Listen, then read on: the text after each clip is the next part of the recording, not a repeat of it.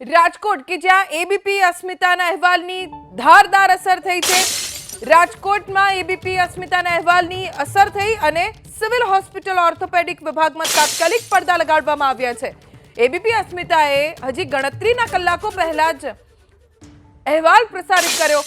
Civil હોસ્પિટલના orthopaedic વિભાગમાં જે દર્દીઓ દાખલ હતા તેઓ સ્વખર્ચે પંખો અને કુલર લઈને સારવાર લઈ રહ્યા હતા। જો કે રાજકોટ સિવિલ હોસ્પિટલ પ્રશાસન એબીપી અસ્મિતાના અહેવાલ બાદ તાત્કાલિક દોડતું થયું અને પડદા લગાડવામાં આવ્યા। ઉનાળાના 3 મહિના દરમિયાન પડદા લગાવ્યા પડદા ના લગાવ્યા પરંતુ અહેવાલ પ્રસારિત થયો અને માત્ર 1 કલાકમાં જ પડદા લાગ્યા છે। એક તો કાળઝાળ ગરમી અને એવામાં દર્દીઓ સ્વખર્ચે પંખો લાવે ત્યારે તેમને થોડી ઘણી રાહત મળે। એબીપી અસ્મિતાના અહેવાલ બાદ પ્રશાસનનો પરસેવો છૂટ્યો અને દર્દીઓના સ્વાસ્થ્યની અનદેખી કરનાર પ્રશાસનને મરચા લાગ્યા। સિવિલ હોસ્પિટલ પ્રશાસન દોડતું થયું અને પડદા લગાડવાની કામગીરી શરૂ કરવામાં આવી। અમારા સંવાદદાતા પરાક્રમસિંહ જાડેજા પાસેથી વધુ જાણકારી પ્રાપ્ત કરીશું। પરાક્રમ, આપણે જોયું કે કેવી સ્થિતિમાં દર્દીઓ બિચારા રહેતા હતા, શું કાર્યવાહી થઈ રહી છે અત્યારે અહેવાલ પ્રસારિત થયા પછી?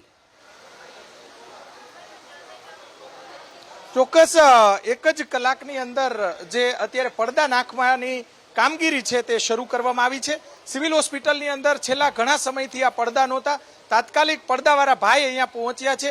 આપણે એમની સાથે વાત કરવાનો પ્રયાસ કરીશું। ભાઈ, તમે પડદા નાખો છો? હા સાહેબ, તાત્કાલિક પડદા નાખવાની કામગીરી કરી છે? મને સવારમાં ઓર્ડર આવ્યો કે પડદા નાખવાના છે। ચોક્કસથી આ ભાઈ પડદા નાખ્યા છે। આ દ્રશ્યો આ તરફ બતાવવાનો પ્રયાસ કરીશું। જોઈ શકાય છે સિવિલ હોસ્પિટલની અંદર જ્યાં દર્દીઓ લૂ ખાતા હતા છેલ્લા 3 મહિનાથી, ત્યાં અત્યારે પડદા નાખવાની કામગીરી કરવામાં આવી છે। અહીંયા જે દર્દીઓ સ્વયંભૂ પોતાની રીતે આ પંખા નાખ્યા એ અહેવાલ પ્રસારિત કર્યો, સાથે સાથે અહીંયા પડદા નથી એ અહેવાલ આપણે સવારે પ્રસારિત કર્યો। આ જોઈ શકાય છે કે સિવિલ સુપ્રિન્ટેન્ડન્ટને તાત્કાલિક આદેશ આપ્યા અને તાત્કાલિક આ પડદા જે છે તે નાખવામાં આવ્યા। દર્દીઓને થોડીક રાહત થઈ છે, પરંતુ હજી ટ્રોમા સેન્ટર છે તેની અંદર જે 5મો માળ છે તે ઓપરેશનનો આખો માળ છે અને જે ઓર્થોપેડિક વિભાગના દર્દીઓ છે તેમનું ઓપરેશન કરી અને અહીંયા લાવવામાં આવે છે। આ પડદા નાખવામાં આવ્યા છે, સારી બાબત છે। સારી ક્વોલિટીના પડદા પણ છે એટલે વાંધો બહુ નહીં આવે। દ્રશ્યો આપણે બતાવવાનો પ્રયાસ કરીશું। આ ઘણા સમયથી જે દર્દીઓ પરેશાન હતા, જે અહીંયા ભાઈ દર્દી છે એનું ઓપરેશન પણ કરાવવામાં આવ્યું છે, થોડીક રાહત થશે। હવે એસી નાખવામાં આવે તેવી આરોગ્ય વિભાગને અમે અપીલ કરીએ છીએ। સિવિલ સુપ્રિન્ટેન્ડન્ટ અથવા તો રાજકોટના ધારાસભ્યોને પણ અપીલ કરીએ છીએ, પોતાની ગ્રાન્ટમાંથી અથવા તો સાંસદ છે તેમની ગ્રાન્ટમાંથી જો થોડા ઘણા રૂપિયા આપી અને અહીંયા એસી નાખવામાં આવે તો ખરેખર ફાયદો થાય। ગત વર્ષે પણ ઇમરજન્સી વિભાગમાંથી આપણે અહેવાલ પ્રસારિત કર્યો હતો, હું તો બોલીશ અહેવાલ પણ પ્રસારિત કરવામાં આવ્યો હતો અને ત્યારબાદ તાત્કાલિક એસી રિપેર કરવામાં આવ્યા હતા। એસી જે રાજકોટના સાંસદ મોહનભાઈ કુંડારિયાએ જે તે સમયે પોતાની ગ્રાન્ટમાંથી આપ્યા હતા, પરંતુ મેન્ટેનન્સ ન કરતાની સાથે જ આ એસી છે તે ખૂબ જ બગડી ગયા હતા અને જેના કારણે અનેક મુશ્કેલીઓનો સામનો। આ તરફ હજી પડદા નાખવાની કામગીરી શરૂ કરવામાં આવશે। જે એક વખત હજી પણ આપણે આરોગ્ય વિભાગને અપીલ કરીશું કે સિવિલ હોસ્પિટલની અંદર જ્યાં ઓપરેશન વિભાગ છે ત્યાં હવે દર્દીઓ માટે જે એસીની વ્યવસ્થા કરવામાં આવે, કેમ કે 44 ડિગ્રી જેટલું તાપમાન છે। જે પાટા જે દર્દીઓને માર્યા હોય છે તેમને પારાવાર મુશ્કેલીઓનો સામનો એટલા માટે કરવો પડતો હોય છે કે પાટાની અંદર ગરમી થાય અને આટલા તાપમાનની અંદર જ્યારે પડદા ન હતા, જ્યારે પંખા પણ અમુક જગ્યાએ ધીમા ધીમા ચાલતા હતા, પંખા ઘણા બધા છે પરંતુ બપોરના સમયે એટલી બધી લૂ આવે, આટલી બધી બારીઓ છે, એ બારીઓ પણ બતાવવાનો પ્રયાસ કરીશું।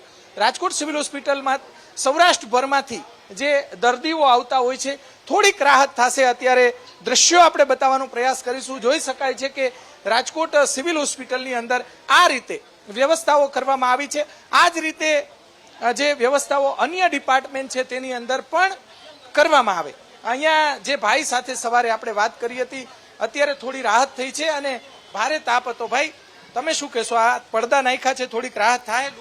હા, ફાયદો ઘણો થઈ જાય। ફાયદો થશે થોડો? હા હા। તમે શું કહેશો ભાઈ? તમે સુવો ઊભું નથી થાવ, શું પડદા નાખ્યા પછી રાહત થોડીક થઈ? થોડીક રાહત થશે? હા। ચોક્કસ દર્દીઓને કેટલી મુશ્કેલી હોય છે એ બતાવવાનો પ્રયાસ કરીશું. જોઈ શકાય છે કે અહીંયા જે સારવાર પણ સઘન થાય છે એ પણ બતાવવાનો પ્રયાસ કરીશું. અહીંયા જે પડદાની બાજુમાં જે દર્દી છે એમની સાથે વાત કર. ભાઈ તમે શું કહેશો? આ પડદા નહીં ખાય એની પહેલા શું પરિસ્થિતિ હતી? એ પહેલા તો ટૂંકમાં ખુલ્લી બારી હતી. હવે અત્યારે મીડિયા જાગૃત થયું છે એના હિસાબે તાત્કાલિક પડદા નખાવવામાં આવ્યા છે. અચ્છા, પડદા નાખ્યા છે ને? હા. હવે બપોરના લૂ થોડી ઓછી આવશે. હા, હવે ઓછી આવશે. બરાબર. તમે તમારી રીતે પંખો લાવ્યા છો, ક્યાં ગામથી આવો છો? હું અમરેલીથી આવું છું. અચ્છા, આ પંખો અમરેલીથી લાવ્યા કે સગાવાલા દઈ ગયા? સગાવાલાને ત્યાંથી. અહીંયા રાજકોટમાં? હા. સારું, જ્યારે દર્દી દાખલ હોય ત્યારે સગાવાલા જે પણ મદદ કરતા હોય છે આ દ્રશ્યો બતાવશું. પંખો અહીંયા રાખવામાં આવ્યો છે. પરાક્રમ, આપને જોઈ શકાય અટકાવવા છે માંગીશ. કે આપણી સાથે હેમાંગભાઈ વસાવડા જોડાઈ ગયા છે. અને પરાક્રમ, આપને હેમાંગભાઈને કોઈ સવાલ પૂછવો હોય તો આપ પૂછી શકો છો. જી ચોક્કસ. વસાવડા સાહેબ એક જાણીતા ડોક્ટર અને પ્રદેશ કોંગ્રેસના આગેવાન છે. વસાવડા સાહેબ, એબીપી અસ્મિતામાં આપનું સ્વાગત છે. જી વસાવડા સાહેબ. અત્યારે અમે ટ્રોમા કેર સેન્ટર છે, એમાં પાંચમો માળ છે, ત્યાં અત્યારે અમે પહોંચ્યા છીએ અને ત્યાં પડદા પણ નહોતા. અત્યારે આપણે અહેવાલ પ્રસારિત કર્યો અને પડદા નાખ્યા. પણ સાહેબ અહીંયા એસીની જરૂરિયાત છે એટલા માટે કે ઓપરેશન વાળા દર્દીઓ, આપણે ખાનગી હોસ્પિટલની અંદર કેમ જે ઓપરેશન વાળા દર્દીઓને એસીમાં રાખવામાં આવે છે, અહીંયા પણ આવી વ્યવસ્થાઓ કરવી જોઈએ. આપ શું કહેવા માંગો છો સાહેબ? ગુડ ગવર્નન્સના બળંગા ફૂંકતા મૃદુ છતાં મક્કમ મુખ્યમંત્રીને આ અર્પણ કરવા જેવી વાત છે. મેડિકલ સાયન્સ એવું કે છે કે ટ્રોમા એટલે વાગવાના દર્દી અથવા ઓપરેશન પછીના દર્દીઓને નિયત તાપમાન રાખવામાં આવે તો કોમ્પ્લિકેશન ઘણા ઓછા થાય છે. સિવિલ હોસ્પિટલમાં પંખા પણ દર્દીના સગાએ બહારથી લાવવા પડે તો એને ટ્રોમા વોર્ડ કહી જ ન શકાય. પહેલી વાત. બીજી વાત, પરાક્રમસિંહ, આપ રાજકોટ સિવિલમાં છો અને જે મુશ્કેલી છે એ ઉજાગર કરી રહ્યા છો. આવી જ મુશ્કેલી ગુજરાતની તમામ હોસ્પિટલ CHC માં છે. ત્યાં કોઈ જાતનું ધ્યાન દેવાતું નથી. ઉપરી અધિકારીઓ, IAS ઓફિસરો, મિનિસ્ટરોને ઓફિસોમાં 3-2 એર કન્ડિશન હોય છે, ઘેરે એર કન્ડિશન હોય છે, જે પ્રજાના ખર્ચે બિલ ચૂકવાય છે. અને IAS અધિકારી કે મિનિસ્ટરના વાઇફને છાપું વાંચવાનું મોડું ન થાય એટલે 6 વાગ્યામાં સરકારી ખર્ચે ગાડી 30 કિલોમીટર દોડી અને છાપું લઈ આવતી હોય છે. આ સંજોગોમાં ગરીબ દર્દી માટે જરૂરી પ્રાવધાન કરી શકી નથી આ સરકાર. 25 વર્ષના શાસન પછી પણ આ પ્રજાએ જોવાની બાબત છે. હેમાંગભાઈ, કોર્ટમાં હાજી મેડમ બોલો. જી હેમાંગભાઈ, રાજકોટને એમ્સ આપી, ચલો સરાહનીય, તો પછી સિવિલની આટલી ખરાબ હાલત કેમ? દર્દીઓની હાલત કદાચ તમે એબીપી અસ્મિતા જોતા હશો તો જોઈ શકશો કે સ્વખર્ચે પંખા લાવવા પડ્યા છે, સ્વખર્ચે તેઓ કુલર લાવ્યા છે અને રાહત મેળવી રહ્યા છે. આ તો ખુલ્લી બારીઓમાં ખાલી પડદા ઢાંક્યા છે. અહીંયા ભારતીય જનતા પાર્ટીના શાસનની એ જ મજા છે. રાજકોટ સિવિલ હોસ્પિટલને સુપર સ્પેશિયાલિટી હોસ્પિટલ આપવામાં આવી અને જે તે વખતે કેન્દ્રના આરોગ્ય મંત્રી એનું ખાતમુહૂર્ત કરવા પણ આવ્યા. હજી એ સુપર સ્પેશિયાલિટી હોસ્પિટલનું કામ શરૂ નથી થયું. હોસ્પિટલ સુપર સ્પેશિયાલિટી ચાલુ નથી થઈ. ત્યાં એમ થવી એટલે એક કામ પૂરું કરવું નથી અને નવા છોગા પ્રજાને મૂર્ખ બનાવવામાં આવે છે.